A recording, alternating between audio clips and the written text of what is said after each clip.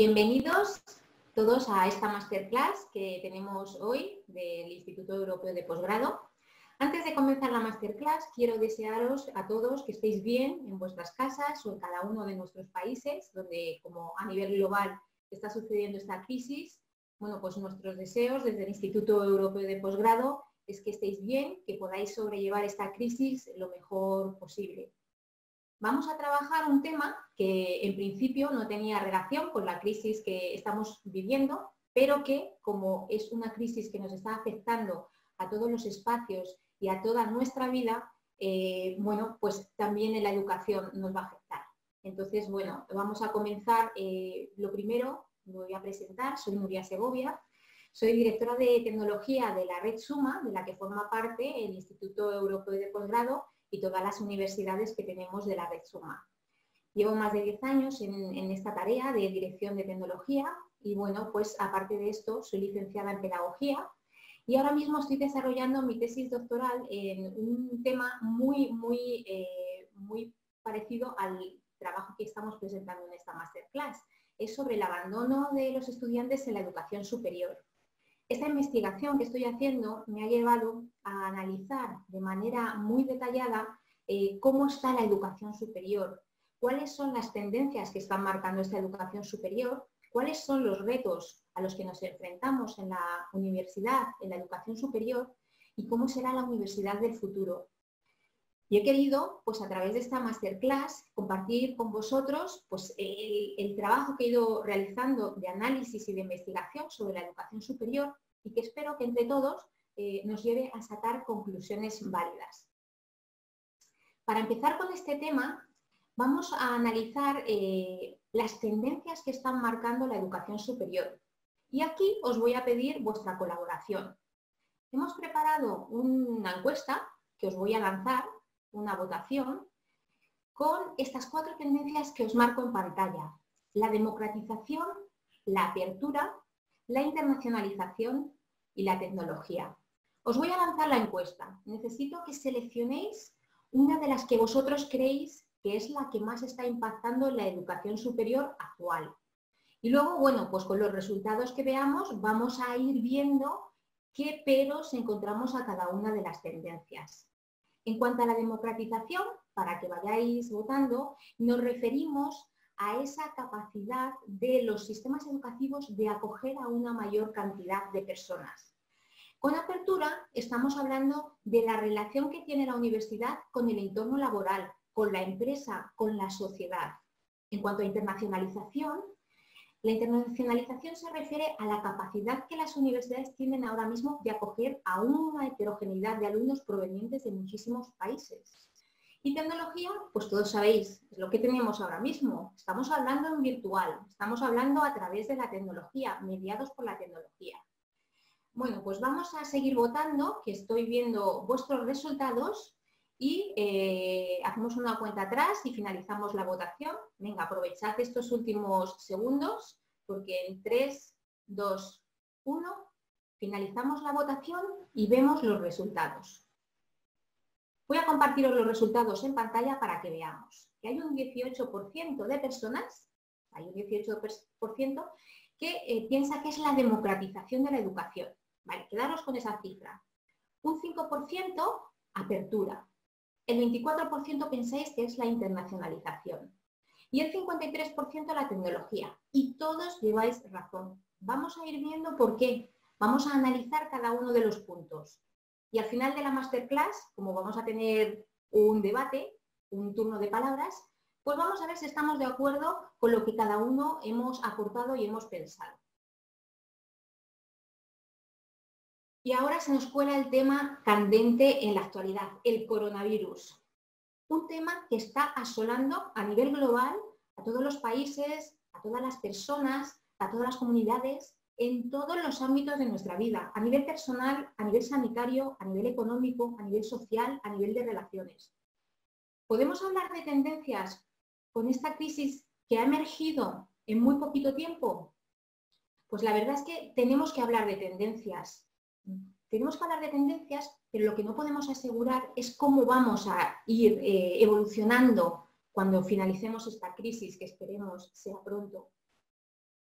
Las tendencias de la educación están ahí, son las que se han ido recogiendo a lo largo de estos años, a lo largo del análisis que hemos hecho de esta última década, y el coronavirus ha venido un poco a alterar todas estas tendencias y va a introducir elementos bastante novedosos. ¿Cómo? Bueno, pues ahora que vamos a ir analizando estas tendencias, lo vamos a ver. Y os advierto que el cómo nos va a alterar no podemos emitirlo a través de un juicio científico porque no tenemos datos, es algo muy novedoso. Podemos corroborar que estas son las tendencias. El cómo nos va a afectar el coronavirus lo tendremos que ir viendo a lo largo de los meses, años precedentes, posteriores. Ahora mismo lo que podemos hacer es un análisis de cómo estamos en la educación superior. Iniciamos con esta primera tendencia. Decíamos la democratización y muchos de vosotros habéis marcado que es democratización, lo que se busca en la educación superior. Efectivamente, un hito que está marcando la educación superior es que ha habido un aumento del número de matriculaciones desde 2013 hasta hoy de un 11%. Y esto lo avalan las cifras del Banco Mundial, de la OCDE, de la UNESCO, de todas las instituciones internacionales que están haciendo un análisis sobre cómo está evolucionando el número de matrículas en educación superior. ¿Y a qué conclusión nos lleva esto? Bueno, pues nos lleva a la conclusión de que la universidad, la educación superior, ha dejado de ser una institución que estaba muy orientada a la formación de élites para pasar a ser una institución que sí que promulga esa democratización, el acceso de todas las personas a esta educación superior, la apertura de la educación superior a todas las clases sociales, a todos los estratos, a toda la población. ¿Esto es así? Sí, esto es así y las cifras nos lo están demostrando. Pero ¿cómo crece esta matrícula? Y es ahí donde vamos a ver la disparidad que tenemos. ¿Crece de manera igualitaria? Pues lamentablemente no, y lo vemos en las cifras que tenemos en pantalla. En este gráfico os estoy mostrando en naranja las mujeres y en azul los hombres.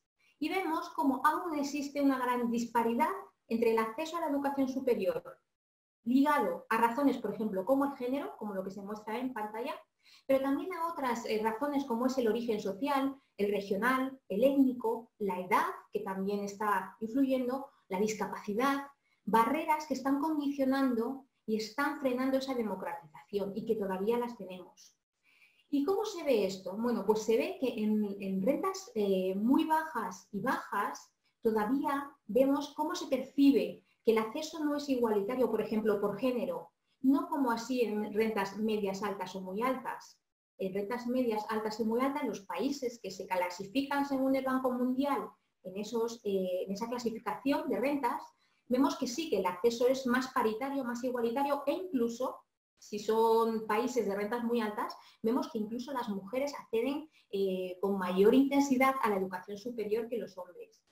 ¿Vale? Entonces, democratización sí, peros. Tenemos peros todavía por estas razones, origen social, género, etnia, etc. ¿Y qué surge también de la democratización y del acceso mayoritario de la población a la educación superior? Bueno, pues que hay otra tendencia muy ligada a esta democratización y es que se ha cambiado el perfil del estudiante que accede a la educación superior. ¿Cómo es esto? Bueno, pues hasta hace unos años, ¿quiénes accedían a esta educación superior? Bueno, generalmente lo mayoritario eran alumnos tradicionales, es decir, alumnos que finalizaban su educación secundaria y a continuación iniciaban el estudio en la educación superior.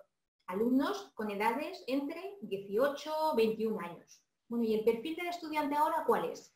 Bueno, pues a través de numerosas investigaciones científicas estamos viendo que ha habido un fuerte incremento de estudiantes adultos, maduros, estudiantes de más de 25 años con un perfil muy diferente.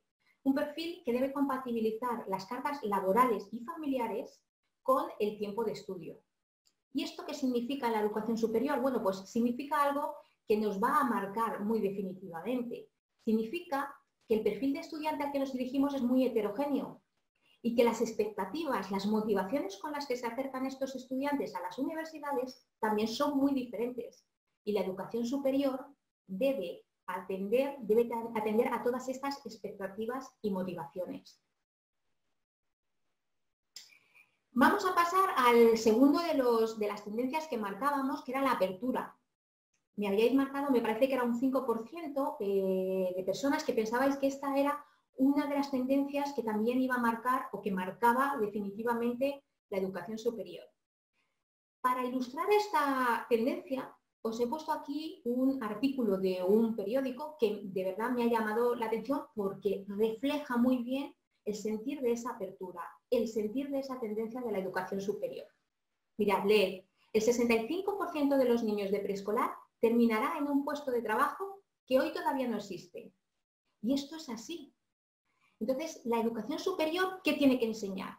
¿Cuál es la función de la universidad? Si todavía no tenemos los puestos, bueno, pues ahí está el quid de la cuestión.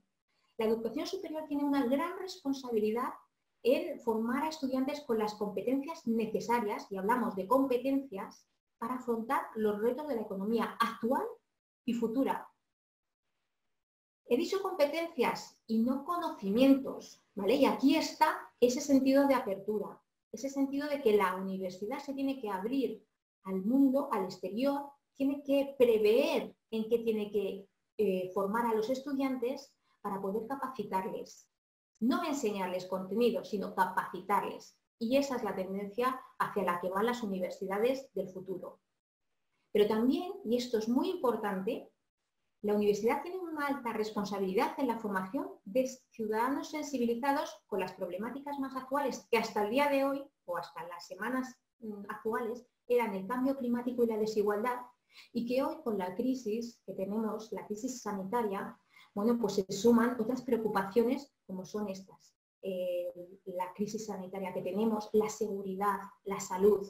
Bueno, pues la universidad tiene esa alta responsabilidad en formar ciudadanos resilientes que puedan adaptar y acoger estos cambios dramáticos que estamos sufriendo y que puedan hacer frente a ellos. ¿Vale? Entonces, la apertura sí es otra de las tendencias, sí es una tendencia muy importante. ¿Y qué significa esta apertura? Bueno, pues significa que la universidad ya no es una institución en la que tiene unos contenidos cerrados, además muy enclaustrados, unos contenidos que le pertenecen y que los transmiten. No. Las universidades tienen que evolucionar hacia un modelo donde los contenidos y los datos sean abiertos, se vayan creando de esa investigación y open data que es tan importante, de la colaboración internacional global, como estamos viendo ahora mismo también, recurrimos otra vez a la crisis del coronavirus, ¿vale? Ese contenido que nos va a permitir formar ciudadanos y formar personas con las competencias que se necesitan en la era actual y en la futura. Y para ello, la universidad se tiene que hacer con metodologías. Ya no estamos en una universidad, una institución en la que se transmite el conocimiento a través de una metodología tradicional de transmisión únicamente, no. Las metodologías toman un papel muy importante. Metodologías activas e innovadoras. Metodologías que, bueno, como veis, tenemos una amplia variedad de metodologías que se llaman de diferentes maneras, de gamificación, design thinking, experiencias de aprendizaje inmersivo, aprendizaje basado en proyectos, en problemas, etc. Hay una amplia variedad de metodologías y todas tienen un objetivo, y es, a través de la cooperación y el trabajo colaborativo, la mayoría de ellas, de la investigación, conseguir desarrollar esas competencias. Y hablamos de apertura también en cuanto a recursos. ¿Por qué? Porque las universidades tienen que buscar modelos de financiación alternativos, modelos de financiación diferentes a los modelos tradicionales. Tradicionalmente, las universidades han ido financiando a través del gasto público en educación superior. ¿Pero qué está sucediendo? Y esto también es tendencia. Hay una tendencia a disminuir el gasto público en educación superior a nivel global. A nivel global. Si veis el gráfico, me vais a decir, bueno, pero esto no contrasta con lo que tengo aquí puesto en el gráfico, porque si vamos analizando en este gráfico, vemos como, por ejemplo, en países de ingresos altos, en 2012 tenían una inversión más baja que en 2015. En ingresos medianos, igual, un poquito más alta en 2015. En ingresos bajos sí hay una constante a la reducción de la inversión. Y en ingresos en países de ingreso mediano, pues sí que también vemos que, bueno, pues va creciendo. Pero este dato no es totalmente cierto. ¿Por qué? Porque lo tenemos que analizar conjuntamente con lo que hemos visto en la primera de las tendencias. Es decir, que la evolución del gasto público tiene que ir muy ligado al incremento de las matrículas de educación superior. Y lo que hemos visto es que desde 2013 el incremento del número de matrículas ha sido exponencial. Y lo que no ha sido exponencial ha sido el gasto público en educación, que a nivel particular, si podemos analizar cada uno de los países, vamos viendo cómo hay una reducción generalizada del gasto público en educación. Os pongo para que veáis un ejemplo de ello, solo un ejemplo, y he cogido España. Podría haber cogido otro país del mundo, pero bueno, he cogido España y vamos a hacer un pequeño análisis. En 2001, España tenía un gasto público del 38,40. A nivel general, no solo de educación superior, gasto de educación total. En 2009 tenía un 46,20, casi 10 puntos superior. ¿Y qué sucede en 2018? Un 41,7. Parece que la reducción es mínima, entre 7 puntos. Pero si a eso le añadimos que se ha aumentado exponencialmente el número de matrículas, lo que vemos es que los recursos están disminuyendo. Y por tanto, es evidente que las universidades del futuro no se pueden registrar de esta manera. No pueden seguir solo con la financiación pública que, como vemos, va disminuyendo. El tercero de los puntos que hemos analizado, de la tendencia que hemos analizado, era la internacionalización. ¿Y por qué es una tendencia? Pues lo tenéis en pantalla y es que el dato es clarificador. En el año 2000, había 173 millones de migraciones internacionales y 15 años después se ha duplicado, 244 millones de personas que migran hacia otros países. ¿Y esto qué significa? Pues que si lo enlazamos con la democratización de la educación, hay un mayor porcentaje de ciudadanos que quieren formarse. Y hay un porcentaje de esos ciudadanos que quieren formarse que son migrantes. Les tiene que acoger una universidad de un país diferente al suyo. Con lo cual, la internacionalización de la educación la encontramos ahí, porque acogemos a una cantidad de personas muy importante de otras culturas, de otras nacionalidades, y esto aporta un valor bastante enriquecido a las universidades, porque intercambiamos culturalmente muchos valores, muchos conocimientos. También hay internacionalización, porque muchas instituciones lo que hacen es expandir en otros países pues, sus conocimientos, sus programas formativos. Por ejemplo, lo tenemos en la Red Suma. La Red Suma está formada por varias instituciones que están asentadas en España, están en México, están en Colombia, en Argentina y en Miami. ¿Vale? Hay una parte común, pero se ha internacionalizado. Y compartimos recursos y nos enriquecemos en función de la colaboración que vamos teniendo con los equipos académicos de unos países, de otros, los profesores y el claustro. Con lo cual, la internacionalización de la educación superior es evidente. Y también tiene un pero, porque como hemos visto, todas las tendencias que hemos ido analizando tienen sus pros y tienen sus contras.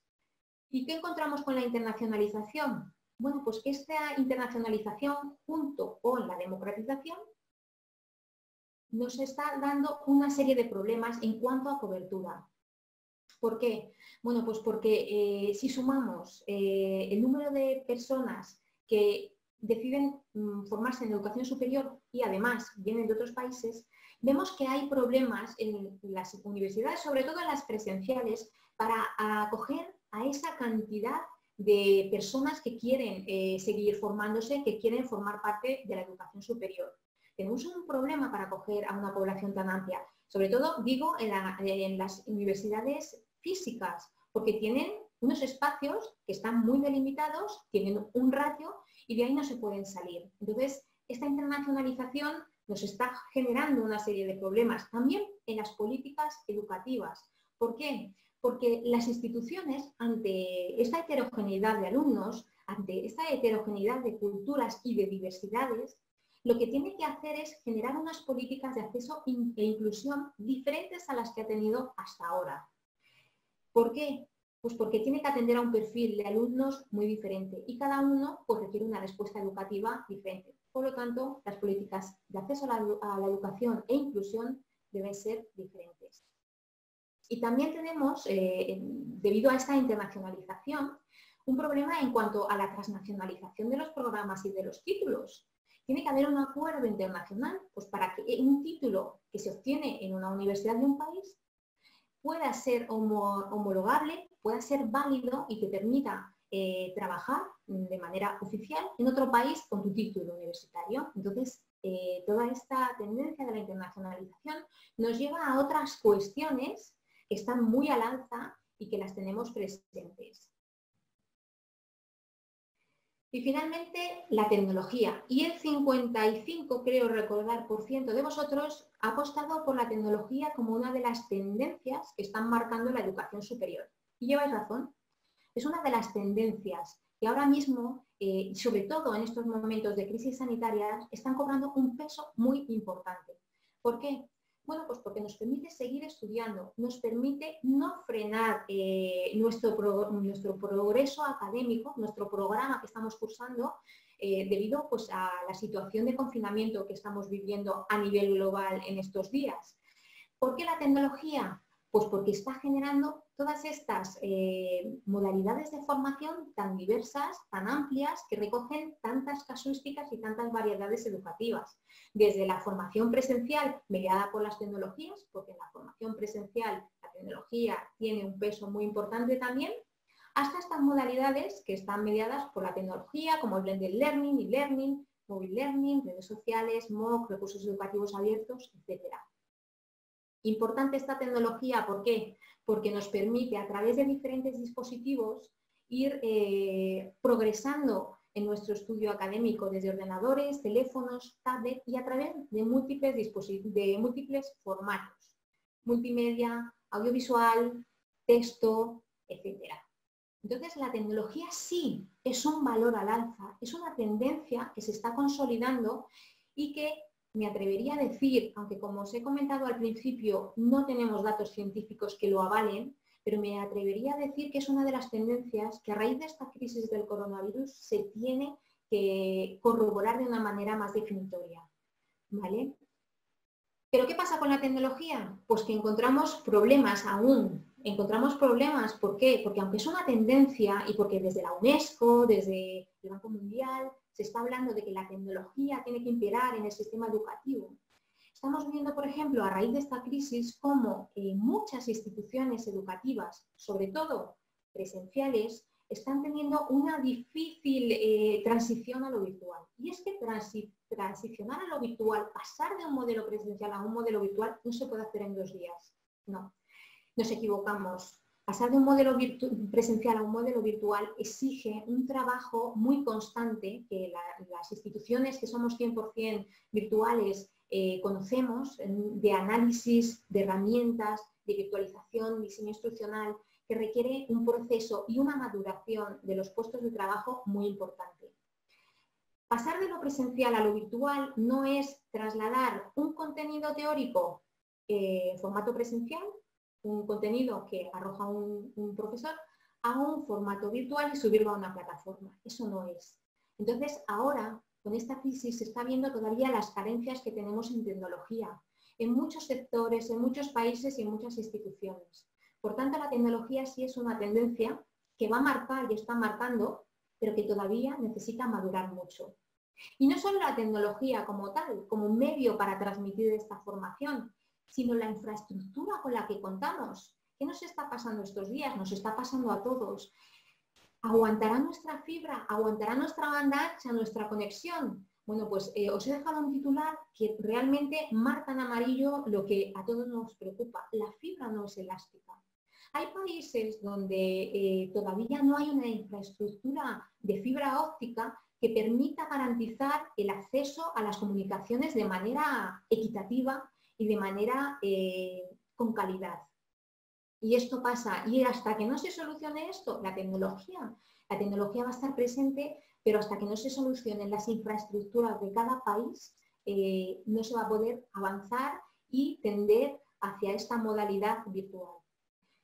¿Qué nos pasa en España? Bueno, pues en España también se ha hecho un test. Bueno, este fin de semana ha sido un testeo importantísimo sobre la calidad de la infraestructura tecnológica. Creo creo que lo hemos ido aprobando, pero notamos también los picos. En España hay kilómetros y kilómetros de fibra, estamos bastante bien preparados para aguantar esa sobrecarga que hay en la red ahora mismo de comunicaciones, pero bueno, pues estamos viendo que sigue habiendo pues, unos picos de conexión que todavía pues, en condiciones normales no se producirían.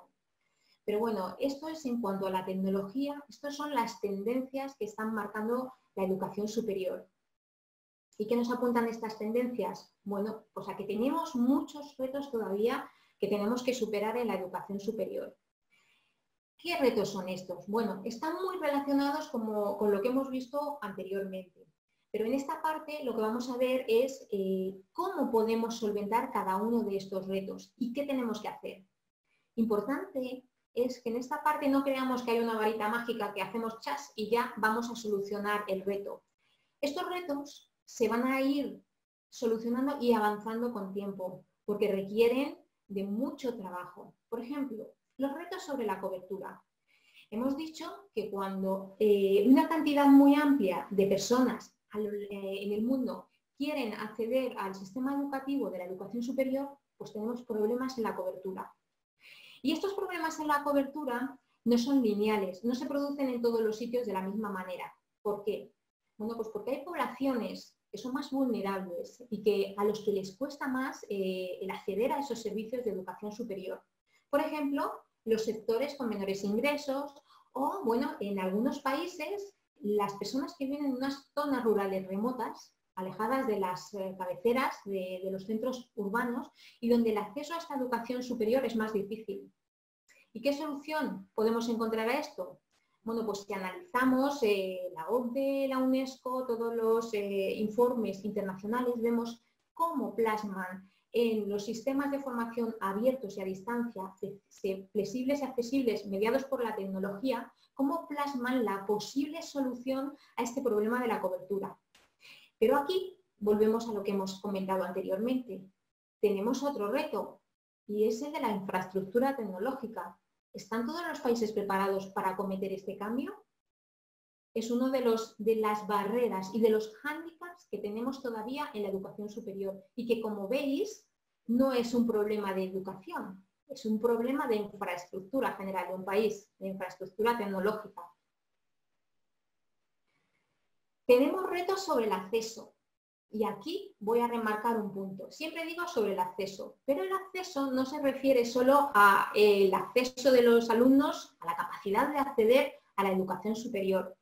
El reto lo tenemos en el acceso, pero también en la permanencia y finalización de los estudiantes cuando deciden iniciar un programa de educación superior. ¿Por qué?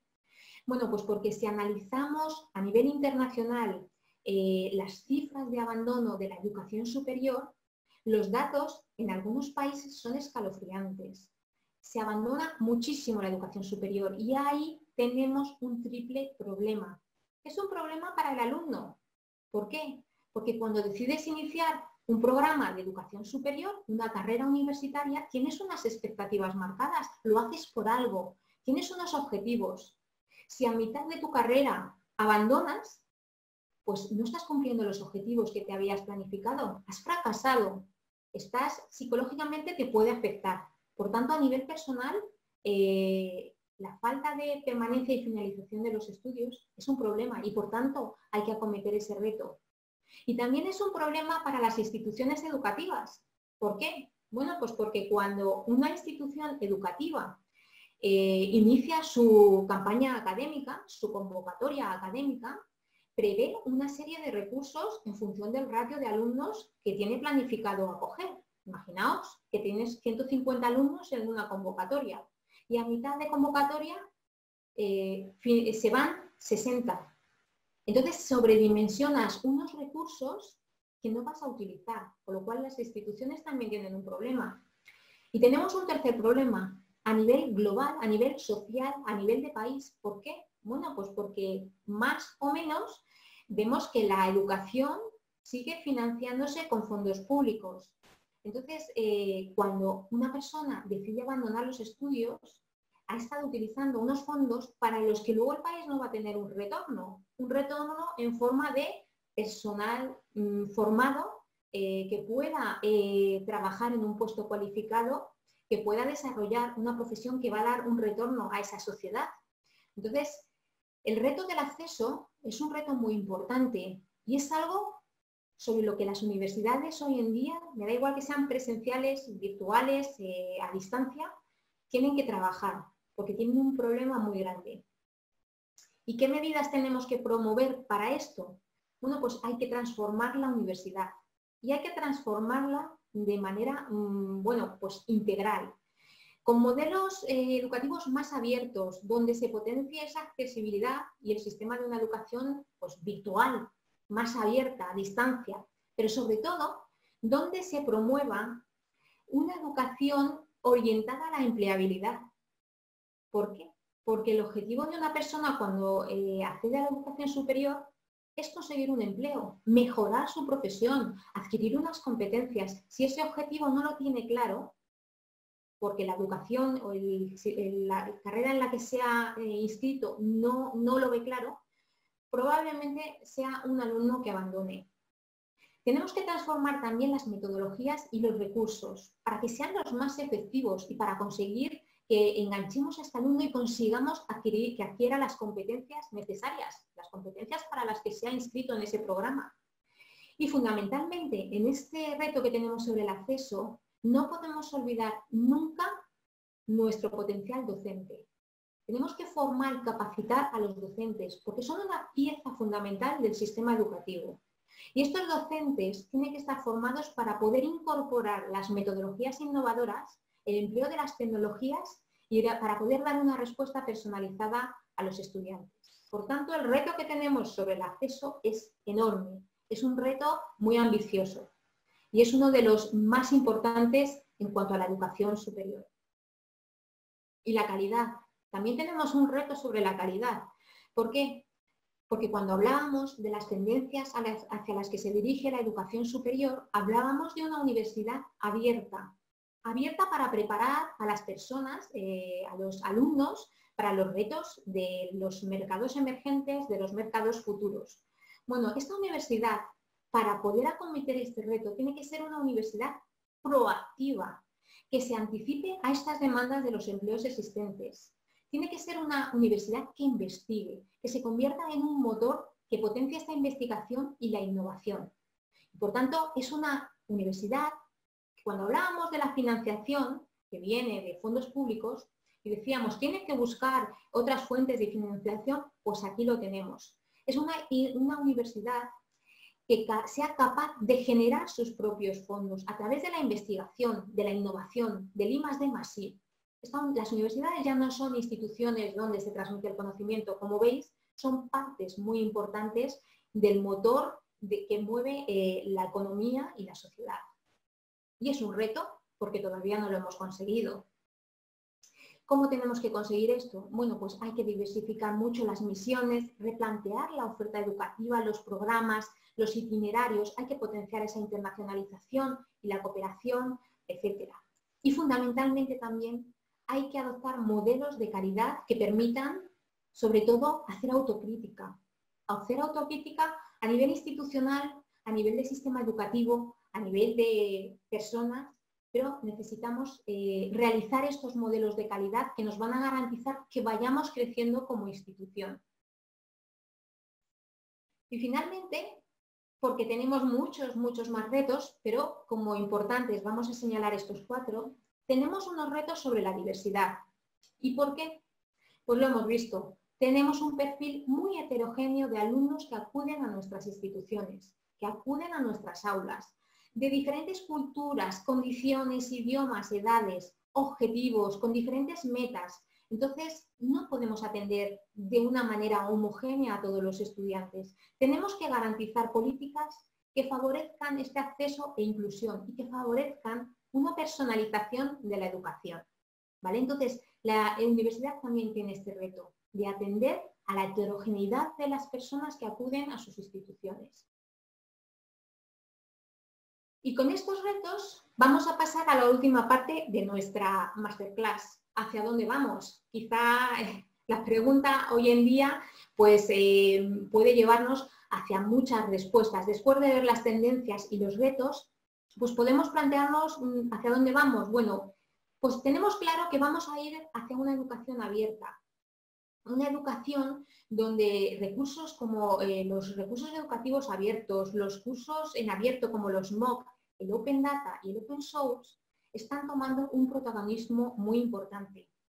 Os dejo en pantalla, como veis, unos códigos QR, por ejemplo, en los recursos educativos abiertos, os dejo de la UNESCO, el repositorio que tienen, que es muy interesante, pues si os interesa seguir ampliando información sobre esta masterclass, bueno, pues aquí hacéis un escaneo con vuestro móvil y os va a llevar directamente tanto a este repositorio de la UNESCO como, por ejemplo, a la plataforma Mediada X, donde en abierto se van generando numerosos MOOC que tienen esa misión de democratizar la educación y formar en competencias muy actuales. El Open Data y el Open Source también son elementos muy importantes y lo estamos viendo día a día en esta crisis del coronavirus. Y me remito otra vez, porque nos está dando un baño de realidad esta crisis, nos está haciendo plantearnos muchas cosas y lo que estamos viendo es que todo esto que hemos estado hablando tiene que operativizarse y tiene que hacerse realidad. ¿Por qué?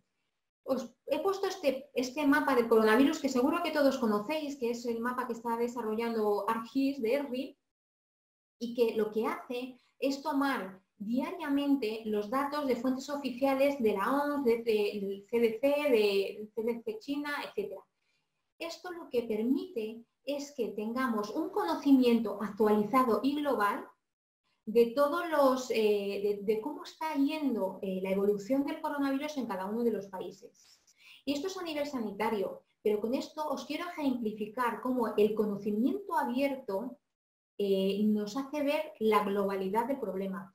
¿Y por qué digo esto? Porque estamos, como veis, tenemos problemas globales. No podemos decir que la educación del futuro, la educación superior del futuro, está muy parcializada cada uno en su país. Va a ser una educación global, va a ser una educación que tiene que tender a ese objetivo común global.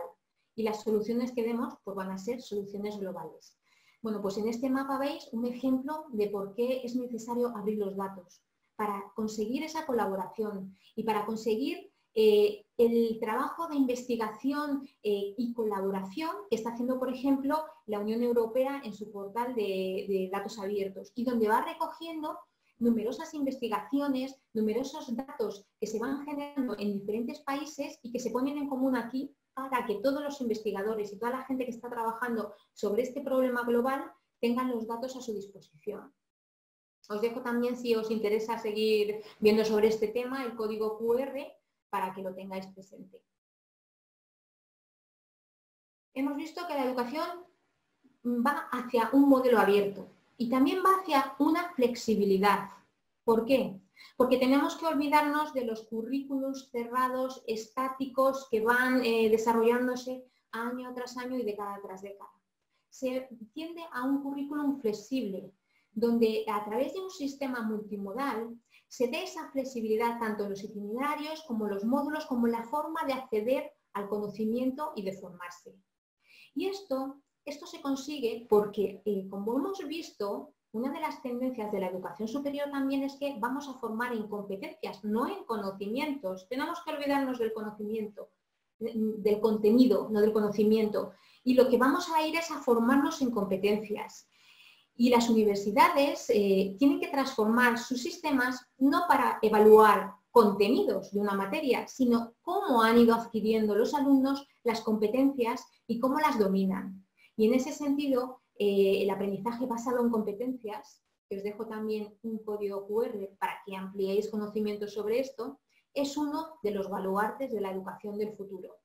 Y esto, como hemos dicho antes, ¿cómo se consigue? Pues con metodologías activas, innovadoras, atendiendo a la diversidad de las personas y pues a través de diferentes canales y formatos. Y finalmente, y como no podía ser de otra manera, la educación del futuro se basa en la adopción de la tecnología. Y aquí muy grande os he dejado un código QR que sí que os puede interesar bastante, sobre todo a los que os interesa el tema de la educación y de la tecnología, que es el informe del Bocuse que va publicando anualmente y donde nos va informando sobre cómo estamos adoptando la tecnología en la educación.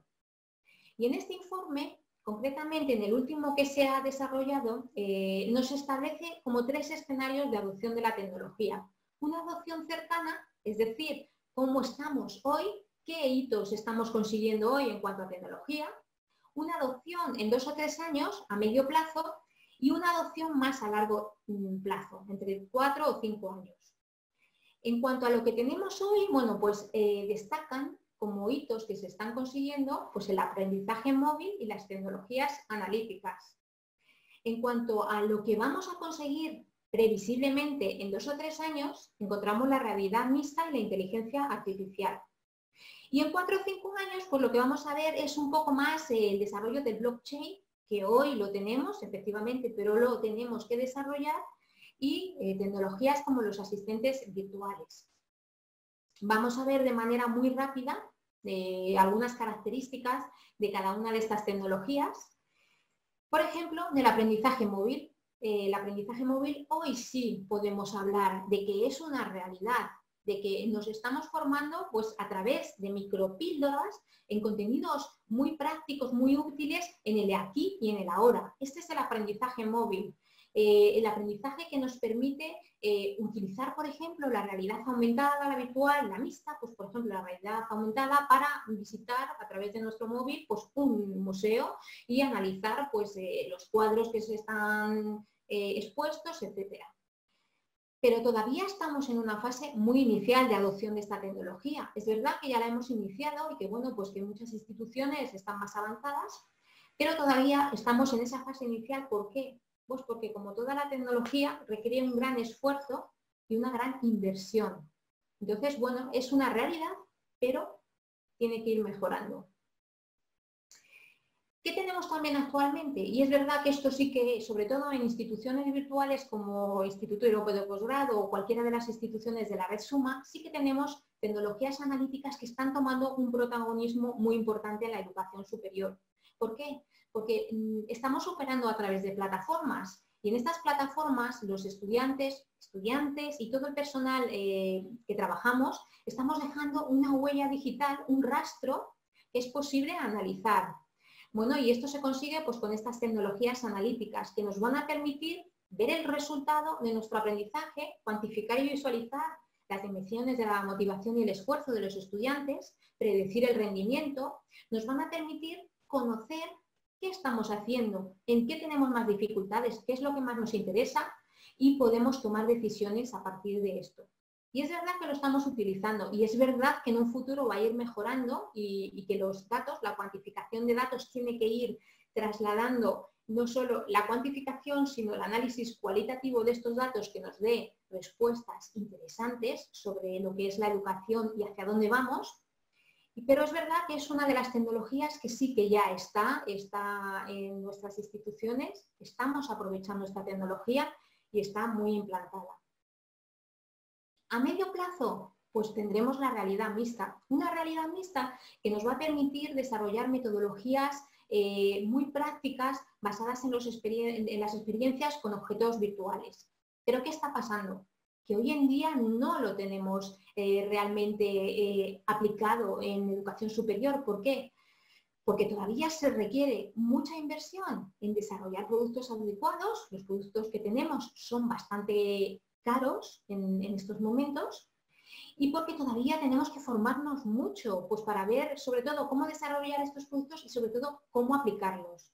Por lo tanto, Bocuse nos lo gestionaba como un desarrollo a medio plazo y yo creo que estoy de acuerdo con ellos en que todavía esta realidad mixta no la tenemos. Igual que tampoco tenemos la inteligencia artificial. Se están haciendo muchas cosas en cuanto a inteligencia artificial, en plataformas sobre todo, y a medio plazo el desarrollo de esta inteligencia artificial nos va a permitir automatizar procesos, por ejemplo, a través de los bots o los programas de inteligencia artificial que nos van a ayudar a gestionar, por ejemplo, las dudas y los problemas más cotidianos que tenemos a la hora de enfrentarnos a un conocimiento o a la plataforma virtual, etc. Nos van a ayudar a hiperpersonalizar la educación, por ejemplo, a través del aprendizaje adaptativo. ¿Por qué? Bueno, pues porque esta hiperpersonalización nos va a permitir establecer diferentes actividades para los alumnos para que consigan el objetivo en función del nivel que tienen, de las dificultades que van encontrando, etcétera. Y nos van a permitir tener campus conectados, aulas inteligentes, etcétera. Hoy todavía no es una realidad. Es verdad que hay experiencias, por ejemplo, creo que en cuanto a Smart University hay una experiencia muy interesante de la Universidad de Valencia, de aquí de España, pero que son todavía experimentos, no es algo que estemos implantándolo 100%. Al igual que el blockchain. Blockchain es una tecnología que, bueno, os pongo un ejemplo para quien no sepa de qué va. Por ejemplo, hoy haces una carrera en una universidad y luego haces un máster en otra, entonces cuando comienzas a trabajar en una empresa, lo que haces es enviar un token con tu información de las titulaciones que has obtenido y no tienes que enviar títulos certificados y firmados ni validados ni nada, porque con ese token ya se certifica que tú tienes esa titulación y esos conocimientos. ¿Pero qué está pasando? Esto, para que sea útil y válido, tiene que adquirirse a nivel global de todas las instituciones y estamos muy lejos de conseguir todavía ese objetivo, con lo cual es una tecnología que encontraremos en el futuro, pero que ahora mismo no tenemos. También los asistentes virtuales, que nos van a ayudar pues eso, a tener pues, ayudas virtuales para resolver problemas, para resolver dudas. Hoy encontramos asistentes virtuales que nos ayudan, por ejemplo, en nuestro día a día, el Alexa de Amazon o el Google Assistant, pero en educación superior todavía y en educación en general todavía no lo tenemos implantado. Y además, un problema de todo esto es que estos dispositivos tienen un problema ético que hay que todavía trabajar y resolver, y es esa privacidad y la seguridad de los datos. Por tanto, yo creo que ahí, hasta que consigamos integrar todas estas tecnologías emergentes en la práctica de la educación superior, todavía nos queda un largo camino por desarrollar. Y estas son, bueno, pues los 3 puntos que quería trabajar con vosotros en esta masterclass, las tendencias, los retos y el futuro de la educación superior.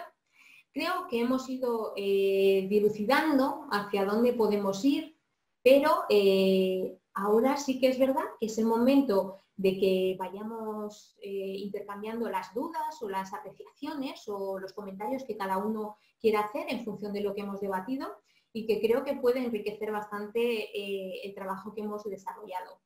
Os voy a recordar que esta sesión, para aquellos a los que, bueno, os habéis incorporado tarde o no habéis podido asistir, siempre queda grabada para vuestra consulta y que, bueno, en todas las instituciones os enviarán el link de acceso y podéis visualizarla las veces que queráis.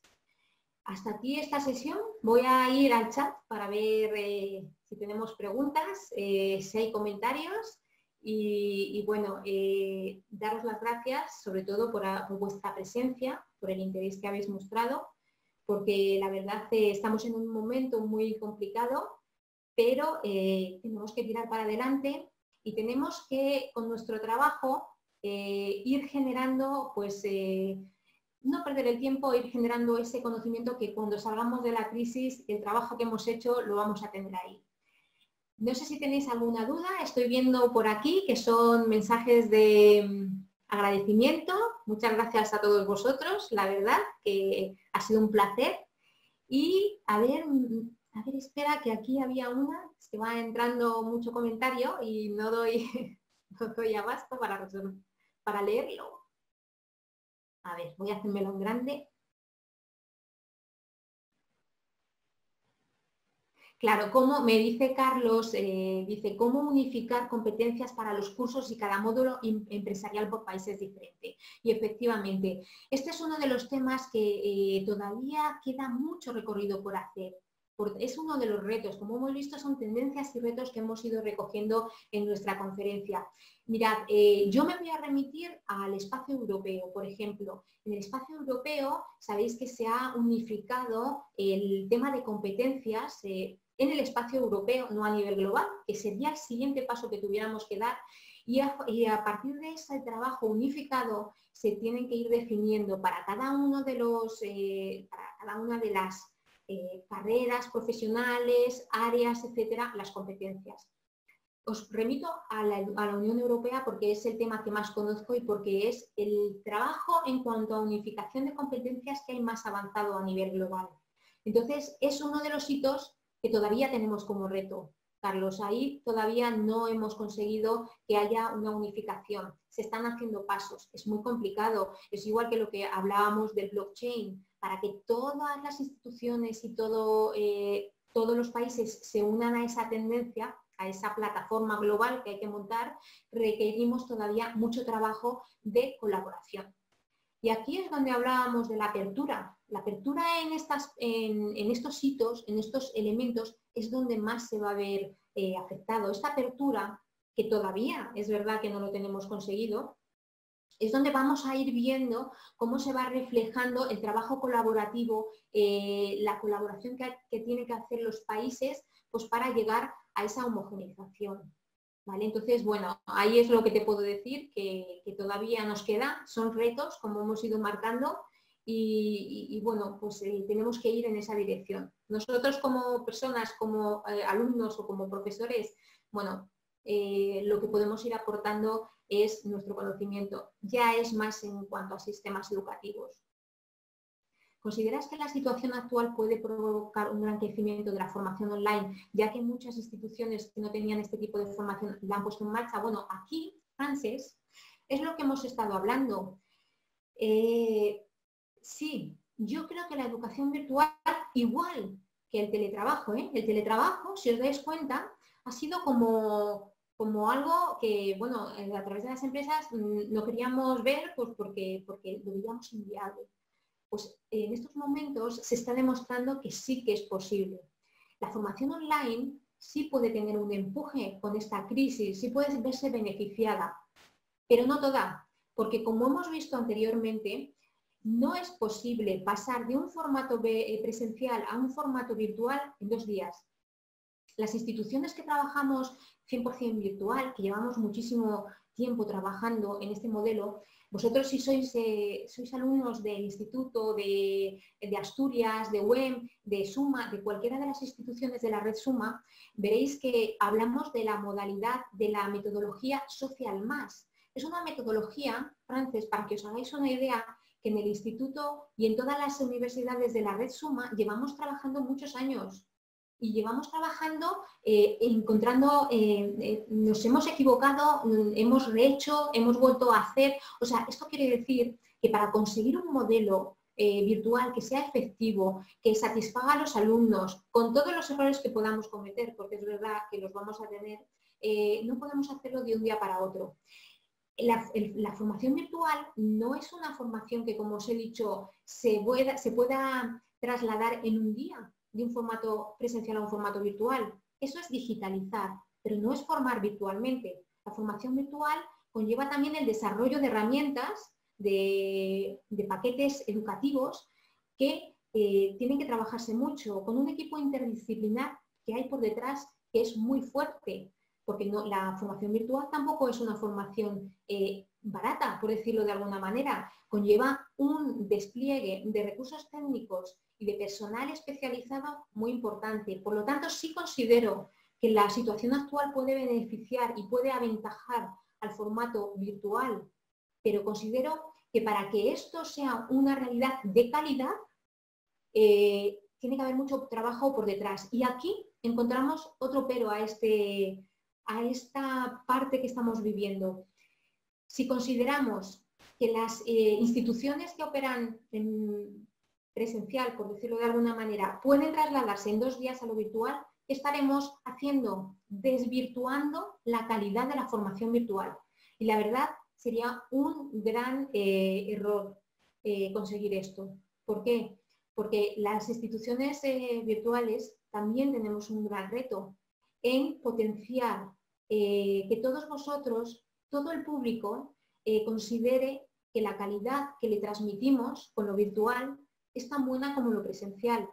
Y si nos saltamos todo el proceso que tenemos que hacer para que una formación presencial pueda trasladarse al virtual, lo que estaremos haciendo es un flaco favor a lo virtual. Por lo tanto, tiene un doble sentido esto. No sé yo hasta qué punto puede beneficiar o no. Voy a ver si hay alguna otra pregunta. Gracias a todos, gracias. Me dice Joerly Mosqueda. Bien, bueno, Lincoln, Leo, dice, esperemos no colapsemos el internet ahora en Ecuador con el teletrabajo. Bueno, pues ahí, Lincoln, tenemos ese reto de que se vayan mejorando las infraestructuras, porque si queremos democratizar el conocimiento tenemos que pasar por eso, por ir mejorando las infraestructuras de todos los países.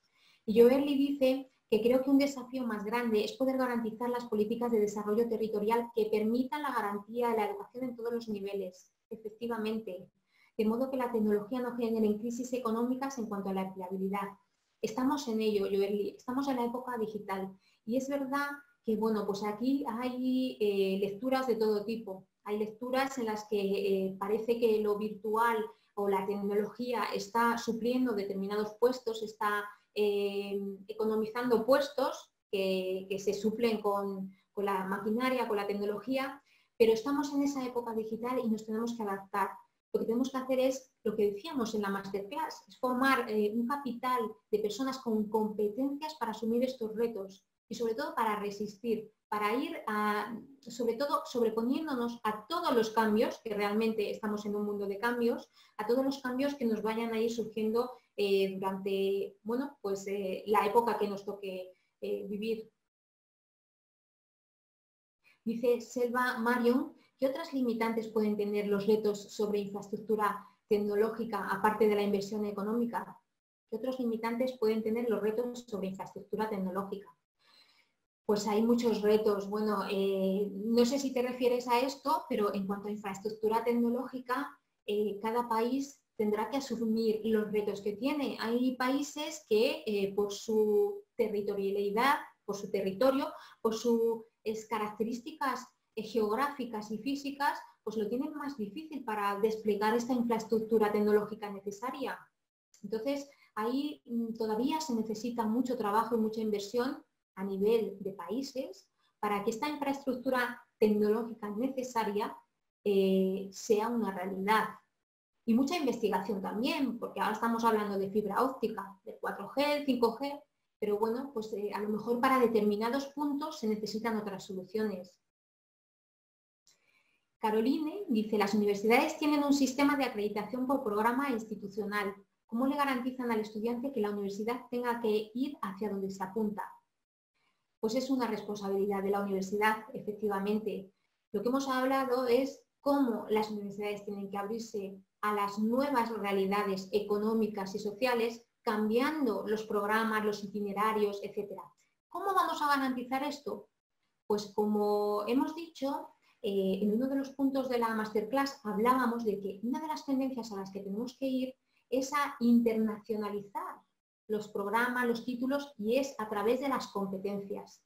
Lo que hay que conseguir es ese sistema homogéneo de competencias, competencias que todos los sistemas educativos acrediten y homologuen para que las instituciones educativas tengan esa guía sobre la que tienen que formar a los estudiantes.